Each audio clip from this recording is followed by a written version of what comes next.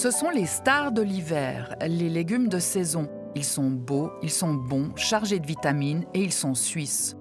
On en a toutes sortes, des ronds, des gros, des tordus, des petits, des longs, des feuillus, des racines, des connus, des oubliés, des colorés. Mais en fait, qu'est-ce qu'un légume d'hiver? C'est un légume qui se récolte ou qui se garde en hiver. La plupart ne sont pas cultivés pendant cette saison, mais ils ont des propriétés naturelles qui permettent de les conserver. Urs Feller, agriculteur bio, cultive ses légumes depuis 1994 à Sédey, dans le canton de Vaud. Là, je suis en train de récolter les choux kale, qui est un légume typique de l'hiver. Alors, les gens adorent. Ouais, c'est vraiment, on a vu une explosion de la demande. Il y a peut-être 5-6 ans, voilà, on était un peu les premiers. Et là, maintenant, il y a énormément de demandes. On a des choux kale rouges. À la cuisson, ils deviennent un peu verts quand même, et ils sont vert foncé. Et on a ces choux Nero di Toscana, qui est une variété qui vient du nord de l'Italie, qui est aussi un chou feuille, non pommé. Les choux pommés, on les récolte en automne, donc c'est plutôt au mois d'octobre. Et les choux kale, les choux de Bruxelles, ces choux-là sont récoltés durant tout l'hiver. Donc ils supportent le gel et puis c'est quelque chose qui est récoltable jusqu'au mois de février, mars, selon les températures. Tout comme les poireaux ou le rampon qui pousse sous serre tout l'hiver. Au marché, en plein air, au supermarché couvert, faites donc l'emplette de quelques légumes d'hiver bien frais. Le choix est appréciable. Ceux-là viennent bien de chez nous, les choux blancs ou rouges. Il y a les choux de Bruxelles et les choux broccoli, que les Italiens connaissent bien. Les choux ont une place majeure dans l'histoire de l'alimentation. Longtemps, c'était la nourriture de base des paysans et des pauvres. Faciles à cultiver, ils nourrissent bien. En période de disette, avoir des choux, c'était l'assurance de ne pas mourir de faim. C'est aussi un légume européen. Pratiquement toutes les variétés qu'on trouve dans nos magasins aujourd'hui proviennent d'une même espèce. Joëlle Magnin les connaît bien. Elle est botaniste, conservatrice de la bibliothèque, des musées et des jardins botaniques de Lausanne. Le chou, c'est un légume européen. Européen par excellence. C'est un des rares légumes que nous avons en Europe et qui provient d'Europe. Les variétés que nous utilisons actuellement sont issues de quelques espèces sauvages. On parlera d'un complexe d'espèces, Brassica oleracea. Donc en français, ça veut dire le chou à utilisation potagère. Ce Brassica oleracea poussait sur la bordure atlantique et méditerranéenne, mais il y avait d'autres espèces endémiques, par exemple au sud de l'Italie, qui ont donné par la suite le brocoli et le chou-fleur, tandis que l'espèce atlantique a donné les choux pommés, le chou frisé, le kohlrabi, etc. C'est aussi le plus ancien légume de notre potager. On en mange depuis toujours. On en a même trouvé des traces qui datent de l'époque du bronze. Il a été répertorié pour la première fois dans cet ouvrage de 1543, un des trésors de la bibliothèque du musée botanique. On y voit déjà plusieurs variétés de choux. On a de la peine à imaginer que ça vient d'une même espèce, sauvage à l'origine, et que simplement l'homme a eu le génie de sélectionner des individus qui présentaient telle ou telle caractéristique intéressante pour l'alimentation. Et 2 à 3 millénaires plus tard, voilà, on est face à plusieurs centaines de variétés différentes. On vient de l'entendre, on ne compte plus les variétés de choux. En plus, c'est comme dans le cochon, dans le chou, tout est bon. On peut manger les bourgeons, comme c'est le cas pour les choux de Bruxelles, les inflorescences, comme dans le brocoli, la racine dans le chou navet ou bien sûr les feuilles pour les choux bien de chez nous. Autre qualité remarquable de ces légumes d'hiver, dans de bonnes conditions, ils se conservent très longtemps.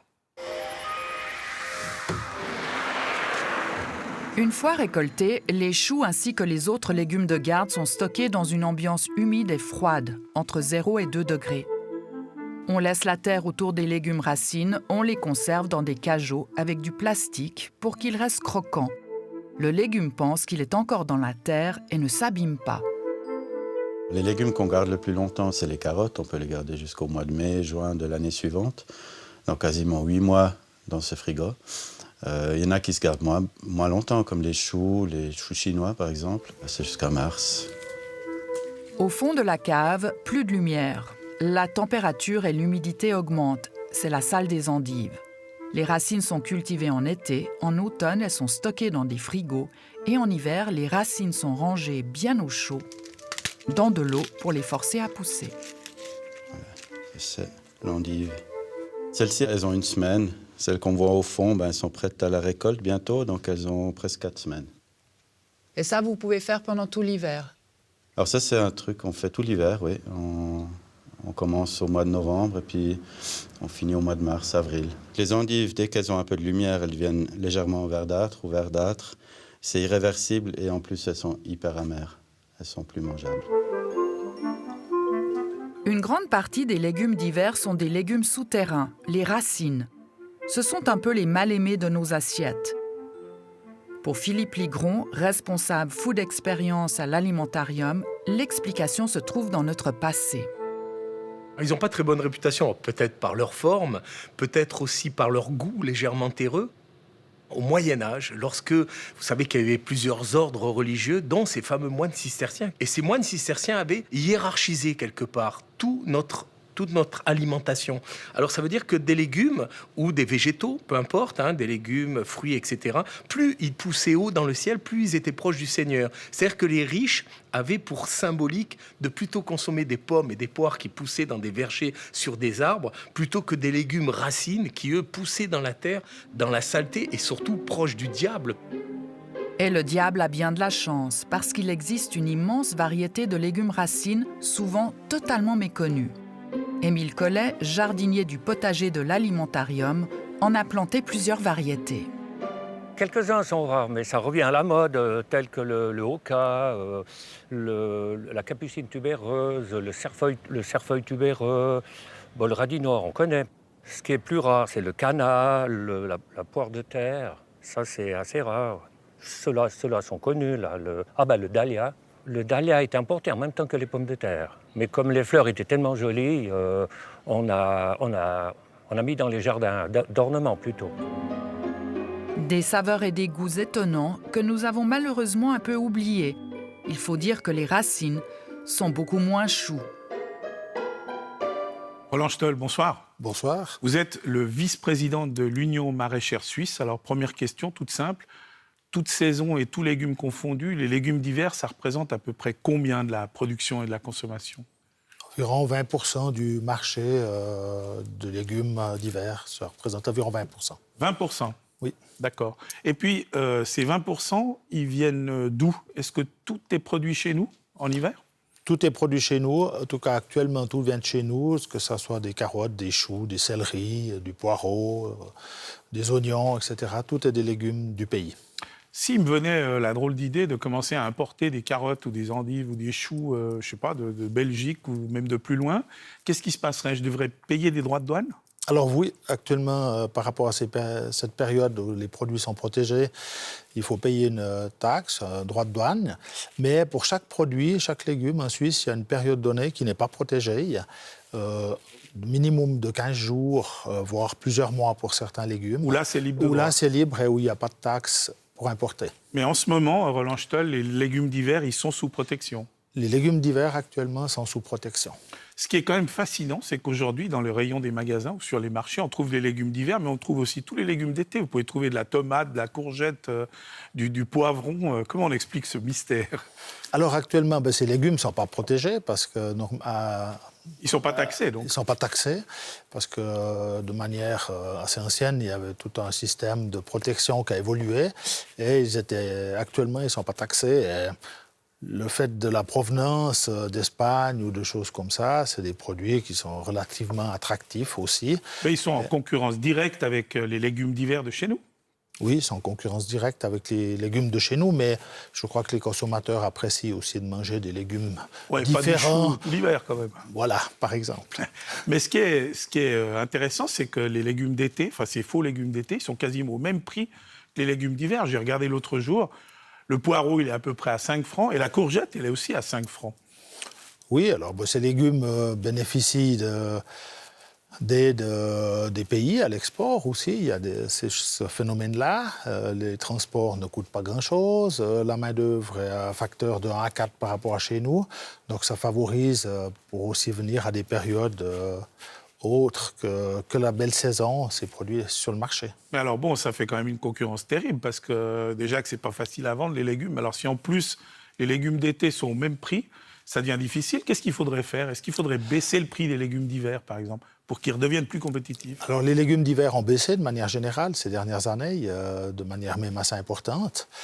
Et... Ils sont moins chers qu'il y a 5-6 ans. Oui, largement. Ah ouais? Oui, et peut-être un manque de communication de la part de la profession, peut-être faire plus de marketing pour les légumes de saison, ce qu'on fait d'ailleurs, pas mal. Et est-ce que les distributeurs pourraient faire un effort? Parce que, bon, dans les 5 francs, ils se prennent quand même une jolie marge. Est-ce qu'eux ne pourraient pas vous favoriser, vous? C'est-à-dire renoncer un peu à leur marge sur les légumes d'été? Alors, ça, il faut leur demander à eux. Je ne peux pas juger pour eux de leur marge. Mais disons qu'il y a des actions, il y a tout plein de plans qui sont mis en place pour favoriser quand même les légumes d'hiver à cette saison-là. Dernière question, en gros, est-ce qu'il arrive qu'il y ait de la surproduction de légumes d'hiver? Vous vous retrouvez avec des légumes d'hiver sur les bras? Alors, pas à ce moment-là. Ça peut arriver contre la fin de la saison. Si on n'a pas tout vendu, il peut y avoir des moments, des surplus de production. Ça arrive, oui. D'accord. Eh ben, merci beaucoup, en tout cas, pour ces explications, M. Stoll, et je vous souhaite une très bonne soirée. Merci, pareillement. Et puis, ça fait des années qu'on nous le répète sur tous les tons. Pour rester en bonne santé, il faudrait manger 5 portions de fruits et de légumes par jour. Ça représente environ 500 grammes quotidiens de végétaux. En Suisse, on en est loin. Il n'y a que 13% des adultes qui respectent cette injonction. Et en hiver, c'est pire. On tend à privilégier les plats roboratifs. Entre une bonne fondue et des carottes à l'eau, le choix est vite fait. Et pourtant, les légumes d'hiver ne manquent pas de qualité. Nos stars de l'hiver sont excellentes pour notre santé. Elles sont pauvres en calories et riches en vitamines. Et même en hiver, on peut continuer à manger varié et coloré. Comme dans tous les légumes, il y a une forte teneur en fibres. Les fibres, c'est des éléments qui font vivre les bactéries de notre intestin et qui nous aident à ne pas être constipés, à avoir une bonne santé intestinale. Et puis sinon, c'est riche en vitamines, en minéraux comme le potassium, le magnésium. C'est riche en oligo-éléments comme le zinc. Donc c'est des bombes de nutriments et de micronutriments qui nous protègent. Par exemple, la betterave rouge, la mal aimée parce qu'elle a un petit peu un goût amer, c'est une super bombe. Quand on la coupe, on a d'ailleurs les doigts qui se colorent de violet et rouge. La preuve que c'est fortement riche en éléments colorants et donc en éléments antioxydants. Malgré leur qualité, ces légumes de saison sont moins populaires et certains ont des effets secondaires, disons, un peu gênants. Souvent, l'intestin, il n'est pas très d'accord de recevoir certains légumes et il manifeste ça par des ballonnements ou des flatulences, tout simplement parce qu'il n'a pas l'habitude de les recevoir. Aujourd'hui, en médecine, on se pense beaucoup sur le microbiote, la flore intestinale, qui est un gros organisme composé de milliards de bactéries. Et on pense que des mauvaises tolérances à certaines fibres et certains éléments des légumes, c'est à cause de microbiotes trop pauvres. C'est un peu des bactéries qui sont au chômage technique. Donc si tout à coup vous leur donnez beaucoup de travail, elles rouspètent. Et elles rouspètent en faisant des gaz. Les choux, les topinambours et les poireaux font particulièrement rouspéter les intestins. Et voilà. Pour les sensibles, à consommer avec modération.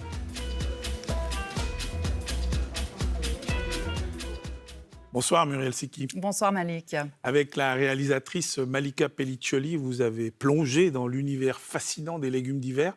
Des légumes qui ont des vertus tout à fait étonnantes. Oui, alors vous l'avez entendu, ces légumes sont excellents pour notre santé, pauvres en calories, riches en fibres et en vitamines.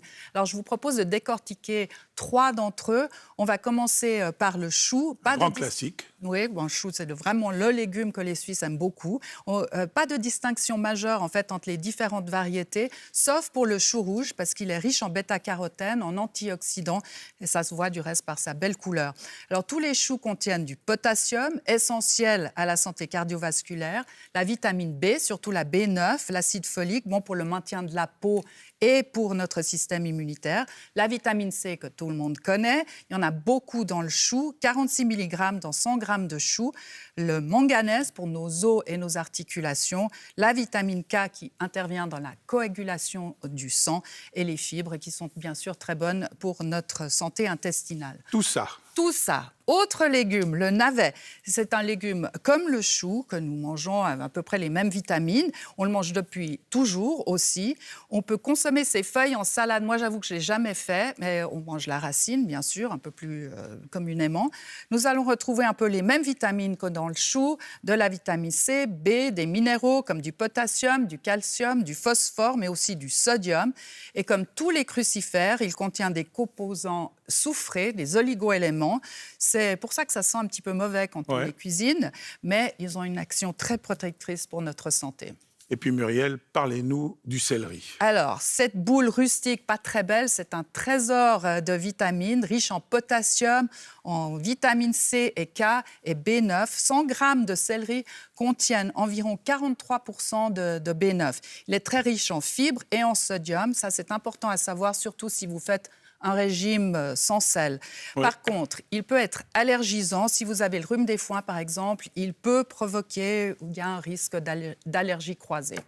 Et alors, Muriel, ces légumes, comment est-ce qu'il faut les cuisiner pour qu'ils gardent toutes leurs vertus? Alors, pour bénéficier de toutes ces vitamines, la cuisson est très importante. Et c'est vrai pour tous les légumes. Il faut privilégier des modes de cuisson qui utilisent très peu d'eau, comme la cuisine à la vapeur ou à l'étouffée. À éviter à tout prix ce qu'on appelle la cuisson à l'anglaise, c'est-à-dire dans un grand volume d'eau, sauf si vous préparez une soupe. Pourquoi? C'est parce que dans ces légumes, il y a beaucoup de molécules qui sont hydrophiles, c'est-à-dire qui s'échappent dans l'eau. Et si vous jetez l'eau, eh bien vous allez perdre exactement 80% des vitamines. D'accord. Eh ben, merci pour ces explications, Muriel. Merci. Et puis, vous voyez, moi aussi, je me suis renseigné. Regardez. Même ce banal poireau cache des trésors pour notre santé. Il contient aussi du potassium, ça régule la pression sanguine, des flavonoïdes antioxydants et même des substances soufrées qui auraient un effet protecteur contre les maladies cardiovasculaires. Bref, on ne compte plus les vertus bienfaisantes des légumes d'hiver.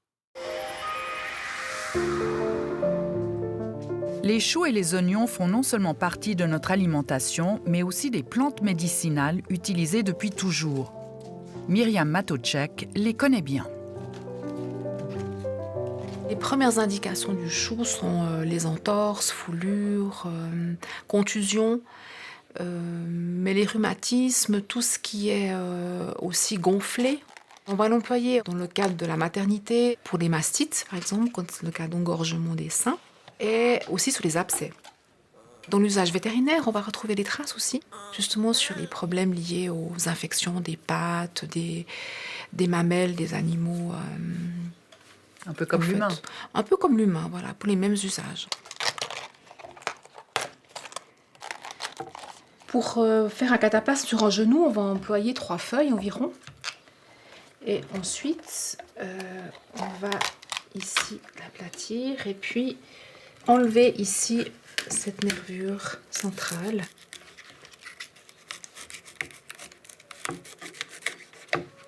Là, je vais donc préparer les tissus qui vont permettre d'appliquer par-dessus en fait les feuilles de chou. Et ensuite, je vais les écraser avec soit un rouleau à pâte ou soit une bouteille, ce que vous avez sous la main. Écraser la feuille permet d'extraire le jus du chou qui va soigner l'entorse. Le cataplasme est maintenant prêt à être posé.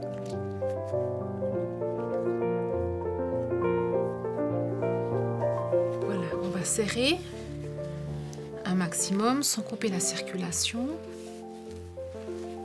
Mais est-ce que ce remède de grand-mère est efficace? Les cataplasmes de choux et d'oignons ont fait l'objet de plusieurs études scientifiques. Les cataplasmes de choux ont été étudiés sur 3 indications et pour ces 3 indications, il y a eu une preuve d'efficacité comparable à des mesures standards. Sur les genoux, il y a eu 2 études cliniques. L'une dans les cas de ostéoarthrite, donc quand le genou est inflammé suite à la vieillesse, quand on a de l'arthrose. Et là, ils ont effectué une étude clinique qui a montré que le cataplasme de chou était tout aussi efficace qu'un gel de diclofénac, donc un anti-inflammatoire courant. L'efficacité du chou pour le traumatisme du genou et pour l'engorgement des seins a aussi été prouvée. Quant à l'oignon, utilisé comme décongestionnant, les études démontrent qu'il a des qualités anti-inflammatoires qui favorisent la cicatrisation. Je pense que ce sont 2 légumes très intéressants comme adjuvants quand on a des affections, des maladies, qu'il est intéressant de les ajouter au traitement que le médecin pourrait nous proposer. Par contre, il n'y a pas assez de preuves scientifiques pour n'utiliser que ça, surtout lors de pathologies sérieuses. Nos stars de l'hiver nous veulent que du bien. Et le plus beau, c'est qu'il n'y a aucune contre-indication sérieuse au cataplasme de chou. Bon, il faut quand même faire attention aux éventuelles allergies cutanées. Mais on peut sans problème laisser ce cataplasme en place jusqu'à 12 heures. Évidemment, si le chou tourne ou commence à sentir mauvais, il faut le changer. Sur notre page Facebook et sur le site abe.ch, Myriam Matouchek vous montre aussi tout ce qu'on peut faire avec un oignon pour se soigner. De tout temps, l'humanité est confrontée à 2 défis en matière d'aliments.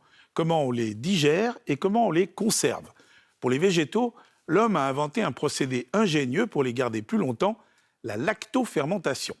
Simple et efficace, la méthode préserve la valeur nutritive des fruits et des légumes. Et dans un monde où les aliments ultra transformés sont partout, la lactofermentation revient en force. Pour savoir en quoi ça consiste, Muriel Siki et Malika Pelliccioli n'ont pas hésité à pédaler dans la choucroute. La lactofermentation fait son grand retour. C'est une méthode ancestrale pour conserver les végétaux. La choucroute est probablement le plat lactofermenté le plus connu, un plat typique de saison. Le chou est haché et macère dans une saumure aromatisée pendant plusieurs semaines. En Suisse, on en fabrique des quantités industrielles depuis longtemps. Ce sont les Chinois qui l'ont inventé au IIIe siècle avant notre ère, pour nourrir les ouvriers qui construisaient la Grande Muraille. Des centaines d'années plus tard, elle aurait été introduite en Europe par Attila. Dans le restaurant de Marini Deguerre, pratiquement tout ce qu'on mange est lactofermenté. Elle utilise ces produits dans sa cuisine. Ces bocaux sont des œuvres d'art, des mélanges étonnants et colorés. On y trouve de tout. Ce sont ce qu'elle appelle ses frigos. La lactofermentation, c'est un nouveau monde pour moi depuis 4 ans. C'est la richesse des goûts. C'est comme si on multipliait par 10, par 20, simplement le goût de base qu'on a pour 1 minute dans la bouche. Là, il reste déjà beaucoup plus longtemps. Et c'est comme un bon fromage. Un fromage, c'est toute une poésie. Une lactofermentation, c'est pareil. Pour Marie, c'est aussi une autre manière de manger, plus digeste, surtout pour ceux qui ont des intolérances, car la lactofermentation prédigère les aliments. Cette méthode de conservation est connue dans toutes les cultures pour éviter la pourriture des végétaux. Les légumes ont des bactéries sur leur surface, laissés à l'air libre, ils se putréfient. En enlevant l'oxygène et en rajoutant du sel, les mauvaises bactéries sont supprimées et les ferments lactiques, les bonnes bactéries, prennent le dessus. La lactofermentation, en fait, c'est une réaction chimique qui va avoir lieu par l'entremise de bactéries, par des bactéries particulières, les bactéries lactiques, comme on les appelle, et qui va transformer le glucose, le sucre, en acide lactique. C'est une réaction qui va se faire automatiquement par les bactéries jusqu'à ce qu'on ait une production d'acide lactique suffisamment importante pour que le pH diminue de manière importante. Et quand le pH va être à 4, toute la réaction va se stopper et on va avoir un produit qui est stable. Et surtout un produit qui va garder toutes ses propriétés nutritives. Ne pas confondre acide lactique avec lactose qui se trouve uniquement dans les produits laitiers. La lactofermentation, c'est très simple. Il faut du sel, de l'eau et des végétaux. Commencez par stériliser vos bocaux et utilisez des joints propres. Attention à l'hygiène. Vos aliments, il faut les nettoyer comme si on fait quelque chose de très précis. On ne laisse pas de terre, pas de sable, pas d'éléments qui n'ont rien à faire dans notre bocal.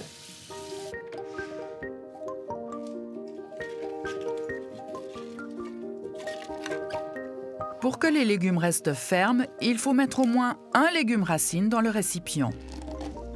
Ensuite, on regroupe le tout dans le bocal.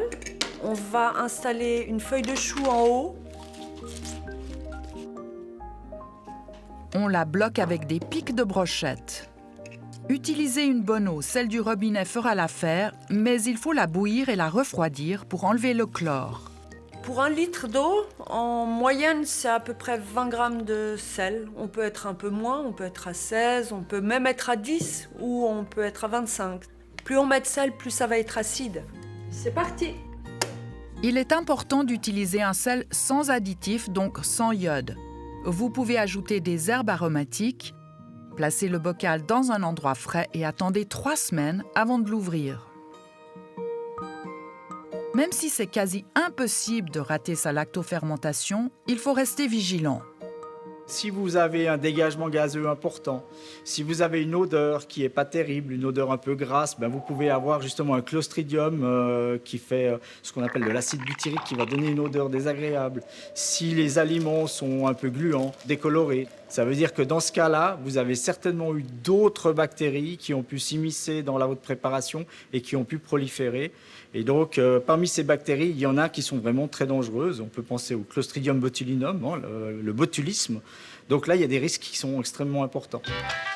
En cas de doute, jetez tout. Mais si ça s'est bien passé, vous allez pouvoir déguster ces magnifiques légumes pendant 15 jours, une fois le bocal ouvert et conservé au réfrigérateur.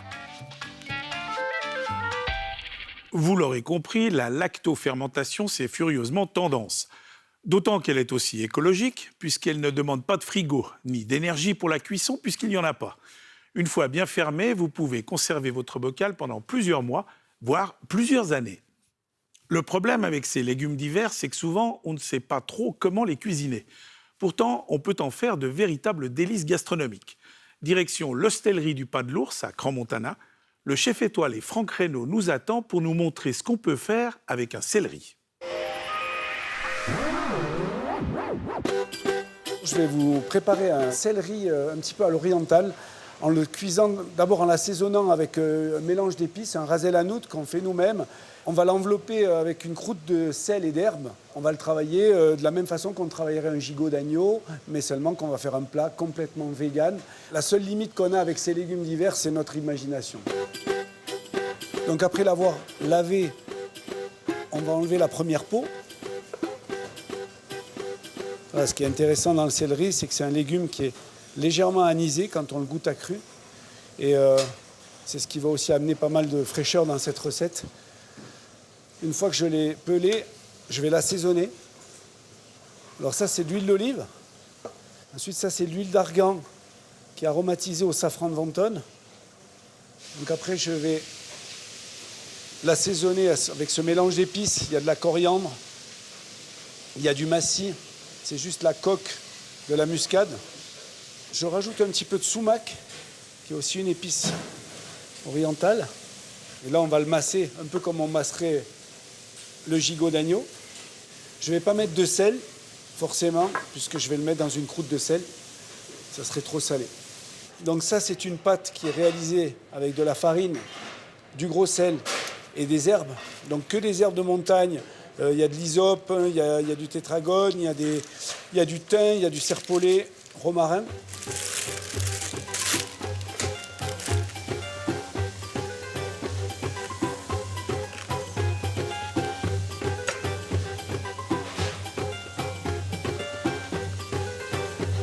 Et donc là, je vais le mettre en cuisson pendant 2h30 à 160 degrés.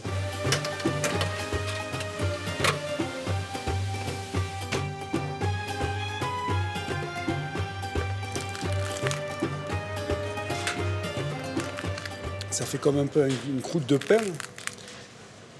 Je peux couper. Hyper moelleux, très juteux. Je vais juste le parer parce que la petite croûte qui s'est faite est quand même assez salée. Donc on va dresser le céleri dans le fond de l'assiette.